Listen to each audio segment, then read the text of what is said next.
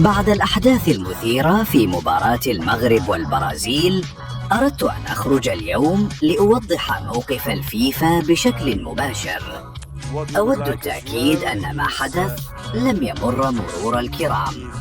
نحن ندرك تماماً حجم الجدل والانتقادات والاهتمام العالمي بهذه المباراة، لذا أعلن أن الفيفا سيعقد اجتماعاً عاجلاً بمشاركة كبار خبراء التحكيم من جميع أنحاء العالم لمراجعة كل القرارات المثيرة للجدل في تلك المباراة. سيتم تحليل كل لقطة بدقة، إعادة دراسة كل قرار تم اتخاذه، والاستعانة بأحدث التقنيات لضمان العدالة التامة. هدفنا واضح: حماية نزاهة اللعبة واحترام جميع المنتخبات، وبالأخص المنتخب المغربي الذي تعرض لقرارات أثارت جدلاً واسعاً.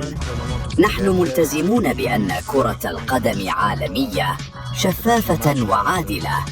لا يمكن لأي بطولة أن تستمر إذا فقدت ثقة الجماهير والفرق في نزاهة التحكيم.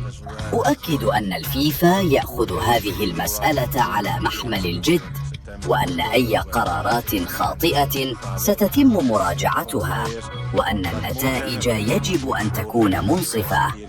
العدالة هي أساس اللعبة، وسنعمل على ضمان ألا تتكرر مثل هذه المواقف مستقبلاً. كرة القدم ليست مجرد مباراة، إنها قيم وروح، وسنحمي هذه القيم بكل الوسائل الممكنة.